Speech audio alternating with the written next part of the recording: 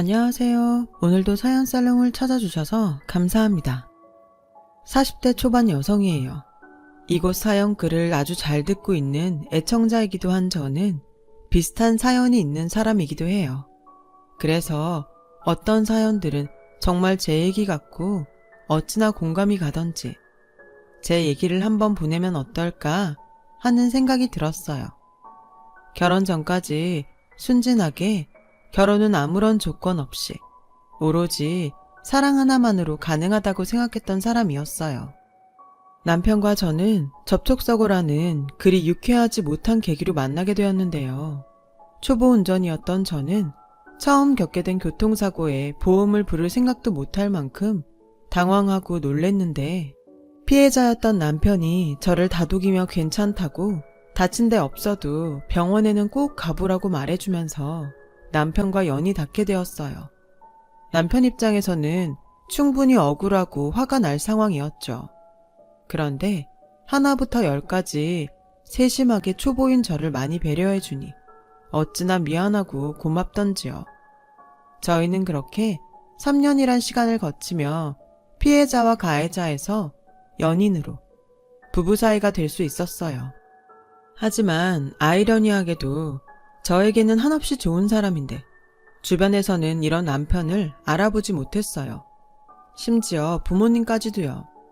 부모님은 대놓고 남편을 만나지 말라고는 하지 않았지만 은근 깊은 사이까지는 가지 않았으면 하는 눈치였는데 그때 당시는 제가 눈에 콩깍지가 씌어도 단단히 씌어서 그런 눈치를 외면해버렸죠. 그러면서 저는 저대로 서운한 마음과 답답한 마음이 공존했었는데요. 다들 왜 사람을 보지 않고 다른 것을 기준으로 남편을 판단할까 하는 마음에 일종의 오기가 발동해서 남편에게 청혼을 받기도 전이었는데 결혼을 결심했어요. 이렇게 나중에 후회할 줄도 모르고요. 부모님은 제가 남편과 결혼하겠다는 말에 조금 더 신중하게 생각해보라고 말리시기도 했지만 제 마음이 워낙 확고하고 제가 또 남편 아니면 안 된다며 고집을 피우자 하는 수 없이 결혼을 허락해 주셨어요. 지금 생각해보면 남편은 어릴 때 아버지와 돌아가셔서 저와 결혼하기 전까지 홀어머니와 단 둘이 살았는데 아마도 저희 부모님은 홀 시어머니를 감당해야 할 제가 걱정이셨던 것 같아요. 하지만 사랑에 그리고 결혼에 눈먼 딸인 제가 거기까지는 깊게 생각했을 리가 없죠. 단순히 남편이 홀어머니에 대한 효심이 남다르고 사람이 좋으니 저희 부모님에게는 물론이고 저한테도 당연히 잘할 거라고 믿었던 것이 함정이었어요. 그렇게 저희 집 부모님의 허락이 떨어졌습니다. 곧이어 저는 남편 집에 결혼 허락을 받기 위해 인사를 갔어요. 그리고 그날 처음으로 시어머니를 뵙게 되었는데요. 첫인상이 주변의 걱정과 달리 온화하시고 상냥해서 저는 그 집 문턱을 넘자마자 안도감이 들었어요. 그렇게 예비 시어머니는 저를 아주 반갑게 맞아주셨고 또 정성스럽게 차린 음식으로 저녁 식사 대접을 해주시는데 당신의 하나밖에 없는 아들이 결혼한다고 며느리감을 데려와서인지 예비 시어머니는 먼저 하늘나라로 간 당신의 남편이 생각난다며 금방 눈시울을 붉히시고는 그것을 시작으로 식사하는 내내 돌아가신 예비 시아버지의 이야기를 하기 시작하셨어요. 결혼도 하기 전에 이런 말하면 싫어할 수도 있겠지만 이제 너도 우리 집 식구가 되는 거니 우리 집 이야기를 조금 하마. 괜찮지?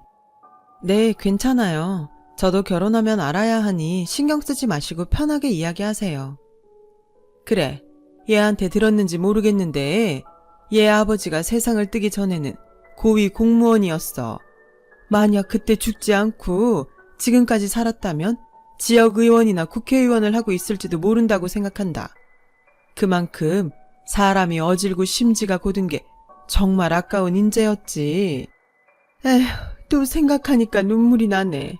뭐가 급하다고 하늘은 능력 좋고 앞길 창창한 우리 남편을 데려갔는지.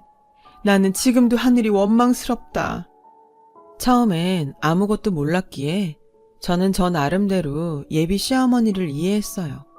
근데 지금 생각해보면 그건 죽은 남편에 대한 그리움이 아니라 죽었지만 살아있을 적엔 고위 공무원이었다는 말을 하고 싶었던 것 같아요. 그날 이후에도 걸핏하면 시어머니는 당신의 남편이 고위 공무원이었는데 라는 말을 달고 사셨거든요. 그때라도 시어머니의 의중을 눈치챘어야 했는데 지금은 빤히 보이는 것들을 저는 그때 보지 못했어요. 그놈의 사랑이 뭔지 남편에 대한 마음이 아주 충만했기에 시어머니의 의도도 파악하지 못하고 그저 얼마나 남편을 사랑하고 그리우면 늘 남편 이야기를 입에 달고 사실까? 라고 생각했어요. 그리고 그 때문에 남편이 결혼하고 따로 나가 살면 가뜩이나 남편 없이 혼자 외로웠던 어머니가 더 외로워하실 것 같다며 저에게 결혼하고 2년 정도는 시어머니와 함께 살면 어떠냐고 물어보는데 저는 별다른 거부감이 들지 않았어요. 그러자는 마음이 생기더라고요. 그래, 2년이면 뭐 금방이지. 당신하고 둘이 그렇게 오래 사셨는데 갑자기 혼자 계시게 하는 건 나도 좀 죄송스럽다. 고마워 자기야. 우리 엄마도 엄청 좋아하실 거야. 내가 그동안 자기한테 말은 안 했는데 우리 엄마가 자기 딸 같다고 엄청 좋아하셔. 우리 엄마 자기가 좀 측은하게 생각하고 잘 좀 대해주면 좋겠어. 나도 장인 장모님한테 잘할게. 아, 물론 자기한테도 잘하고. 당연하지. 자기 어머니면 이제 내 어머니이기도 하잖아. 우리 서로 니네 부모님, 우리 부모님 구분하지 말고 양쪽 부모님께 똑같이 잘하자. 고마워 자기야. 나는 정말 자기랑 결혼하면서 세상 전부를 얻은 기분이야. 저는 사탕 발림 같은 소리일지라도 남편의 그 말이 참 좋았어요. 그래서 시어머니와 함께 시작하는 신혼이란 사실에 저희 부모님이 길길이 뛰어도 제가 다 감당할 수 있다고 매일같이 설득했어요. 그리고 드디어 결혼식을 올리고 꿈에 그리던 신혼생활을 시댁에서 시작했는데 저희 어리석은 기대와 생각은 그때부터 엇나가기 시작했어요. 그야말로 최악으로 치닫기 시작했죠. 물론 아주 처음부터 그랬던 건 아니었어요. 어찌나 자연스럽게 흘렀는지 지금 생각해도 너무 어이가 없네요.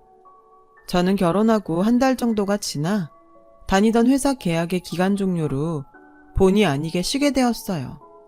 그러면서 시어머니는 조금씩 그리고 거의 매일 저에게 잔소리와 집안일을 시켰어요. 그때까지 별 의심을 하지 않았는데 3개월이 지나 어느 때처럼 집안일을 하고 있는데 시어머니에게서 지금 생각해도 황당한 요구를 받게 되었죠. 예, 이 옷 우리 아들 옷이지 않니? 이 옷은 세탁기에 넣지 말고 손수 비벼 빨아라. 자고로 남자는 집에서부터 대접을 받고 살아야 나가서 성공하는 거야.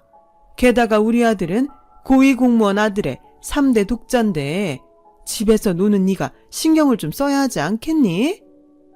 어머니, 이 옷은 그냥 면티인데요. 그리고 저 집에서 놀지 않고 이렇게 매일 일하고 있잖아요. 저도 나가서 일하고 싶어요. 그러려면 나가서 구직 활동도 해야 하는데. 야, 너는 왜 그렇게 말이 많니? 아무리 세상이 좋아졌다고 해도 나는 시어머니고 너는 며느린데 너 지금 시어머니 말에 토다는 거니? 면이건 나일론이건 네 남편 빨래는 죄다 손으로 빨라고. 너 말귀 못 알아듣냐?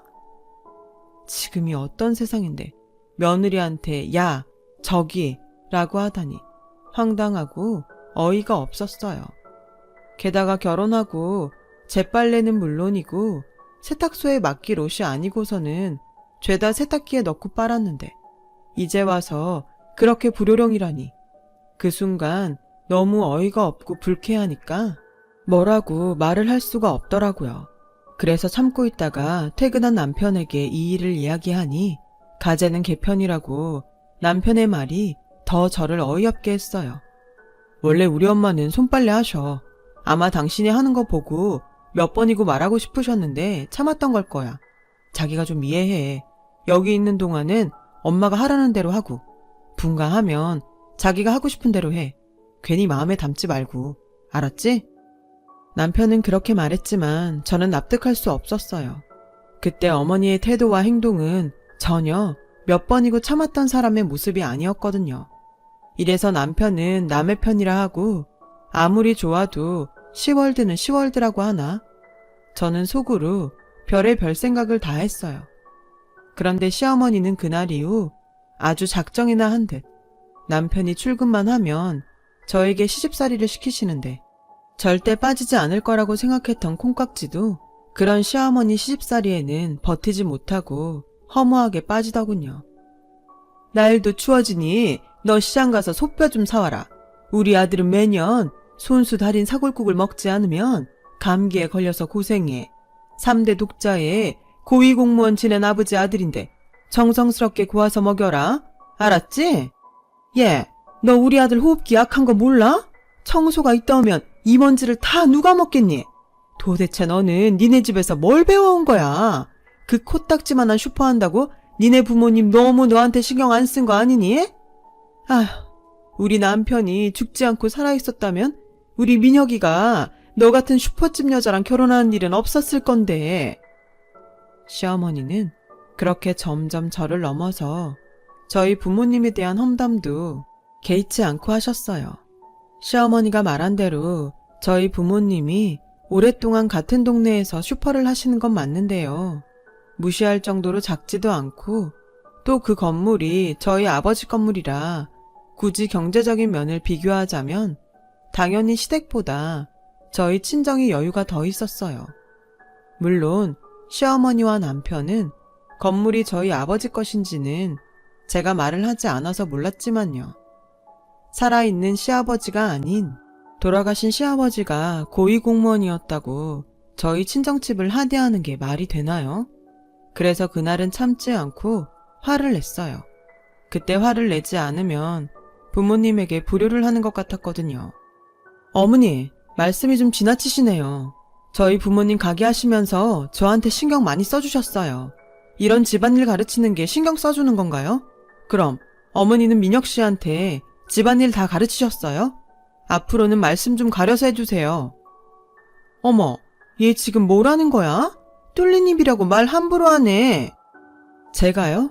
함부로 말씀하신 건 어머니 같으신데요. 그리고 제가 하는 집안일이 그렇게 마음에 안 드시면 어머님이 하세요. 저는 나가서 민혁 씨처럼 돈 벌어 올게요. 원래 각자가 잘하는 걸 해야죠. 저는 백날 해도 어머님이 말씀하는 대로는 못할 것 같아요. 뭐?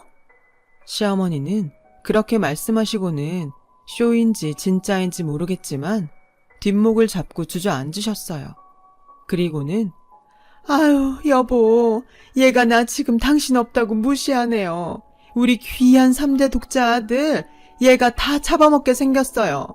아유, 혈압이야. 나 이러다 오늘 밤 못 넘기고 당신한테 가는 거 아닌가 몰라. 라고 대성통곡을 하는데 이런 일이 TV에서가 아니라 진짜로 일어날 수 있는 일이구나 싶더라고요.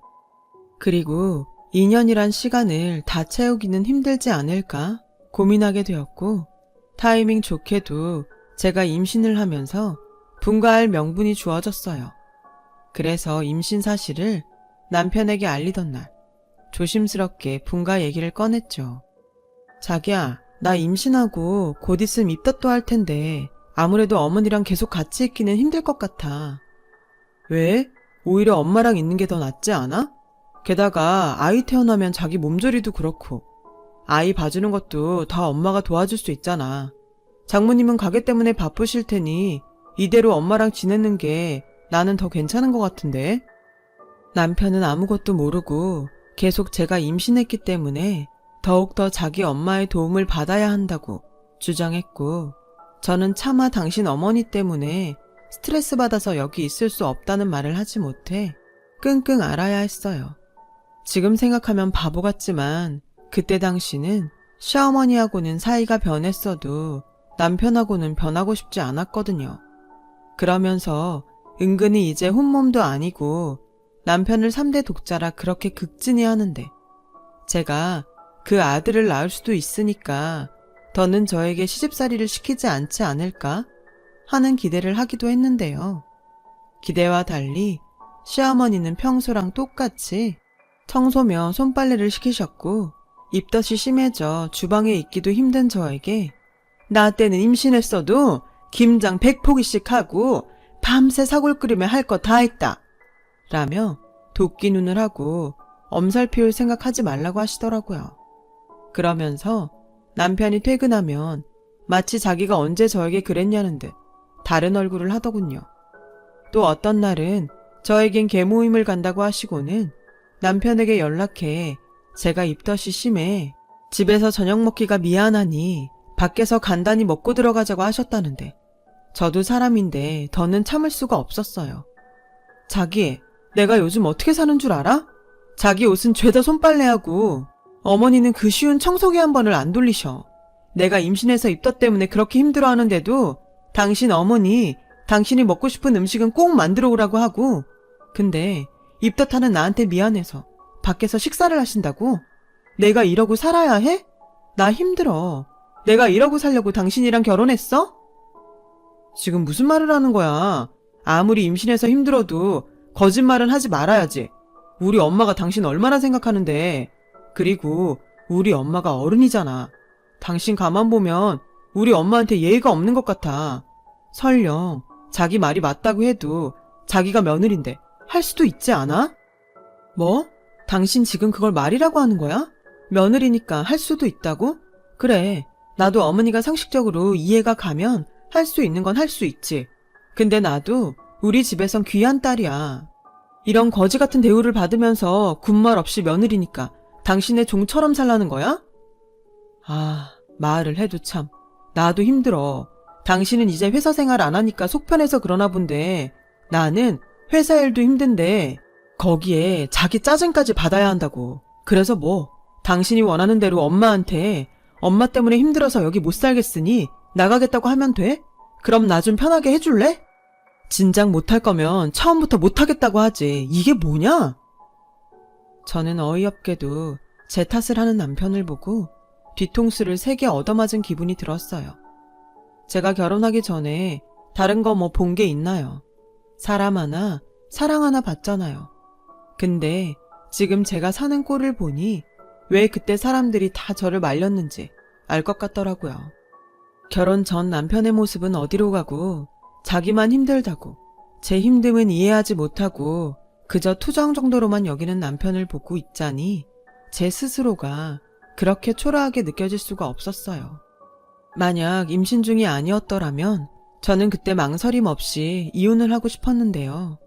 뱃속에 아이도 있고 남편과 헤어지면 저 혼자 아이를 키워야 할 텐데 그러려면 친정 부모님에게 손을 벌려야 하니 이혼은 정말 더 참다 진짜 안 되겠다 싶으면 해야겠다는 생각이 들더라고요.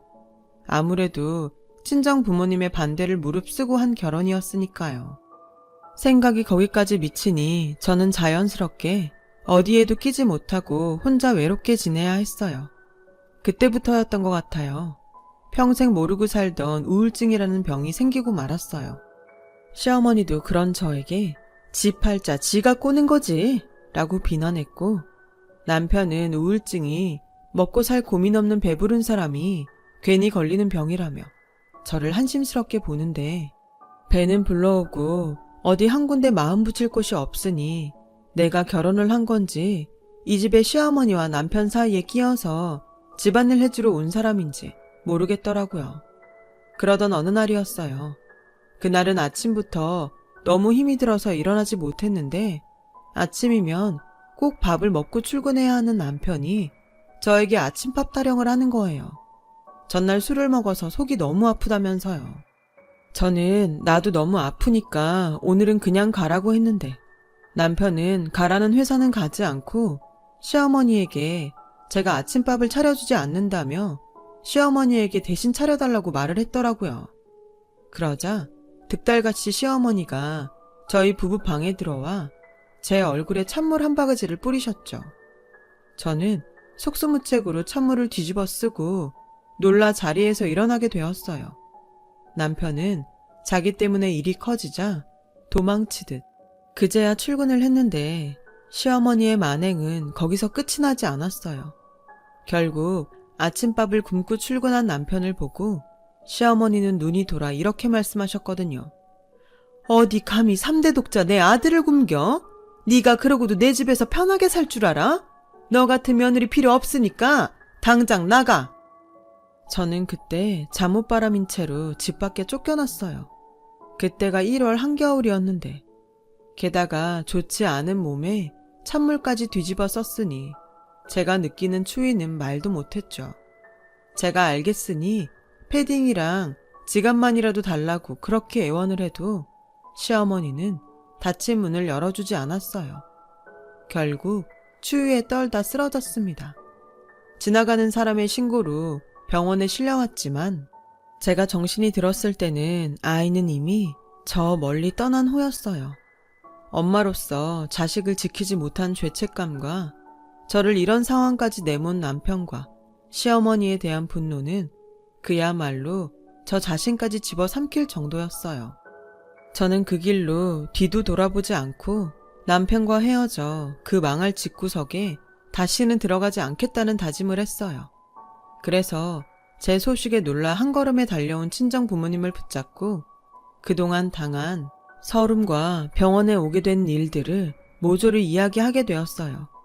친정 부모님은 아무런 연락도 하지 않았던 제가 그저 신혼 재미에 빠져 친정 부모도 잊고 사는 줄 아셨다며 저희 엄마는 울고 저희 아빠는 당장 시어머니와 남편을 가만두지 않겠다고 큰 소리를 내셔서 한바탕 소동이 일어나기도 했어요. 시어머니는 저희 아빠가 모든 사실을 알고 당신을 찾자 쌩하니 주랭랑을 쳤어요. 남편 역시 장인에게 혼이 날까 무서워 병원은 얼씬도 하지 않았는데 이게 그동안 함께 산 가족이고 남편이었구나 하는 허탈감에 그저 헛웃음만 나오더라고요. 어쩌면 제 아이도 이런 집에 태어나 같이 살고 싶지 않았던 것이 아닐까 하는 생각까지 들었어요. 저는 친정 부모님에게 이혼하겠다고 말했어요. 이런 상황에 이혼하지 않으면 그야말로 등신인 거죠. 저는 그렇게 병원에서 퇴원하고 집이 아닌 친정집으로 간 지 2달 정도가 지났는데요. 당장 제가 이혼하겠다고 할 줄 알았던 남편과 시어머니는 이상하게도 잠잠한 저를 보며 어쩌면 제가 이혼까지는 생각하지 않는지도 모른다고 생각한 듯 시어머니는 허무맹랑한 내용으로 문자를 보내왔어요. 그 정도면 너도 할 만큼 했다. 나도 참는데 한계가 있어. 딸 자식은 결혼하면 출가 외인인데 이제 그만 집으로 돌아와라. 이번 일로 너도 반성 많이 했지? 반성 같은 소리 하네. 저는 끝까지 경우 없는 시어머니의 태도와 그때까지도 연락 한번 하지 않는 남편에게 괘씸해 남편에게 이혼하자고 먼저 연락을 했죠. 남편은 알겠다며 제 짐이 집에 있으니 와서 이혼 서류에 도장도 찍고 짐도 가져가라고 하더군요. 저는 알겠다고 하고 그날 저녁 이혼 서류 준비를 해서 다시는 가고 싶지 않은 시댁으로 들어갔어요. 시어머니는 저를 보자마자 도끼 눈을 하며 들고 있던 리모컨을 던지는데 저도 화가 나서 땅에 떨어진 리모컨을 주워 시어머니가 하신 대로 똑같이 던져버렸어요. 어머, 얘 하는 행동 봐. 이래서 사람은 가정교육이 중요한 거야. 니네 부모님은 여태 너를 집에 돌려보내지도 않고 뭐 했다니? 아, 그 코딱지만한 슈퍼 하느라 너한테 관심도 없지? 저기요, 전에도 말씀드렸는데 저희 부모님 저한테 관심 엄청 많으세요. 눈 있으면 이것 좀 보실래요?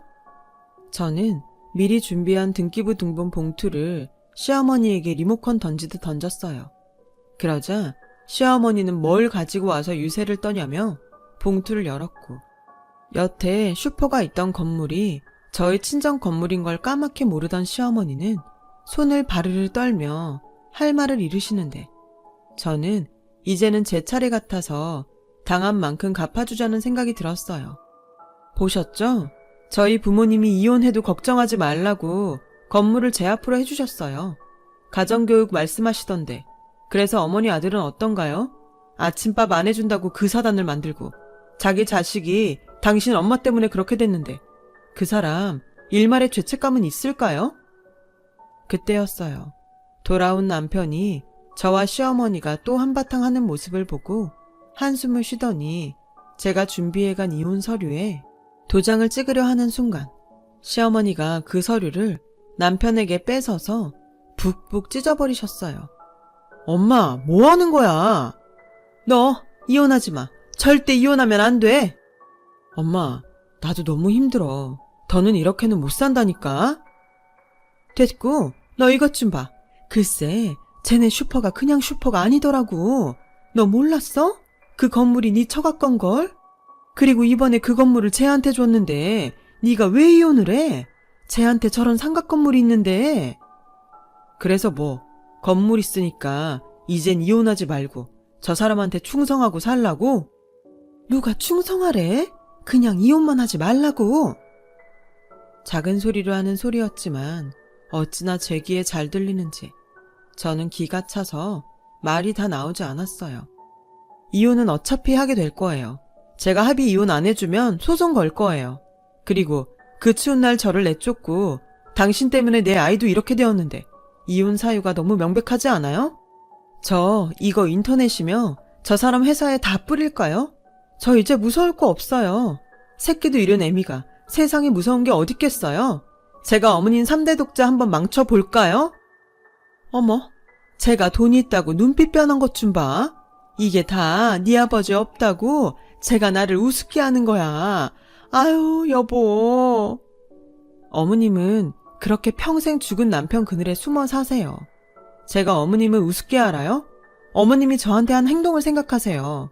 이렇게 된 거 진짜 재판까지 가볼까요? 알았어. 당신도 그만해. 당신 뜻대로 이혼하자. 그래. 그리고 이 말은 꼭 해야겠는데 당신 진짜 비겁해. 처음부터 당신이라도 가운데서 중심을 잘 잡았으면 우리 애기 그렇게 허망하게 가지 않았어. 당신이란 사람은 정말 죄책감도 없니? 그래서 이혼하잖아. 나도 당신 보고 있으면 힘들어. 어쩌다 이렇게 됐나 후회된다고. 남편은 저에게 다음날 법원으로 가서 이혼 서류를 작성하고 바로 제출하자고 했어요. 그러자 남편의 옷자락을 잡아당기며 절대 이혼하면 안 된다고 시어머니가 악을 쓰는데 그 꼬라지를 보니 정말이지 이 집에서 왜 그렇게 바보처럼 살았나 후회가 밀려오더라고요. 그렇게 저는 남편과 이혼을 했어요. 짧았지만 다신 되돌아가고 싶지 않았던 최악의 결혼 생활에 종지부를 찍었죠. 이혼 직후 시어머니는 제가 이젠 당신 며느리가 아닌 남이라는 것을 인정할 수 없었는지 한동안은 그렇게 연락을 해왔는데요. 어떤 날은 불같이 자기 3대 독자 아들 이혼남 만들었다고 화를 냈고 또 어떤 날은 자기가 반성을 많이 했다며 미안하다고 이제라도 잘 지내보자고 말을 하는데 무슨 조울증 환자도 아니고 나중엔 무슨 짓을 할까 무섭기까지 해서 핸드폰 번호를 바꿔버렸어요. 그 후 정말로 자유를 얻었고 그동안 뺏긴 시간을 보상이라도 받듯 재취업에 성공했어요. 이번에는 계약직이 아닌 정규직으로요. 건물은 형제가 없던 저이기에 원래 친정아빠는 당신이 먼저 세상을 떠나면 엄마에게 건물을 줬다가 저에게 상속되게 하려고 하셨는데 무슨 성견지명이 있으셨는지 제가 결혼을 하고 나니 저에게 든든한 무언가가 있어야겠다는 생각이 드셨대요. 그래서 엄마와 이야기하셔서 저에게 이전시켜 놓으셨던 거더라고요. 부모님이 주신 건물에서 월세가 들어오고 또 공실이 있어서 가게라도 시작해 볼 수 있었지만 아무래도 저는 사회생활이 더 적성에 맞는 것 같았어요. 그동안 회사를 가지 않는 내내 그렇게 회사 다녔던 제가 그립더라고요. 그래서 저는 건물 명의만 갖고 건물에서 나오는 월세는 다시 부모님에게 드리고 있어요. 사실 그게 맞기도 하고요. 지금은 매일 똑같은 일상이지만 되찾은 평범한 행복이 마냥 소중하기만 합니다. 이런 소중한 행복을 이제는 절대 무슨 일이 있어도 놓치는 일은 없을 거예요. 하늘에 먼저 보낸 제 아가를 위해서라도 저는 꼭 그렇게 살려고요. 지금까지 저의 이야기를 들어주셔서 감사해요. 이렇게 애청하는 곳에 제 이야기를 털어놓으니 마음이 한결 가벼워지는 것 같네요. 여러분들에게는 어떤 아픔도 없이 항상 건강한 행복이 함께하길 기도하겠습니다. 여러분, 사연 댓글에 응원과 현명한 조언 부탁드려요. 좋아요와 구독은 저에게 큰 힘이 됩니다. 오늘도 좋은 일 가득하세요.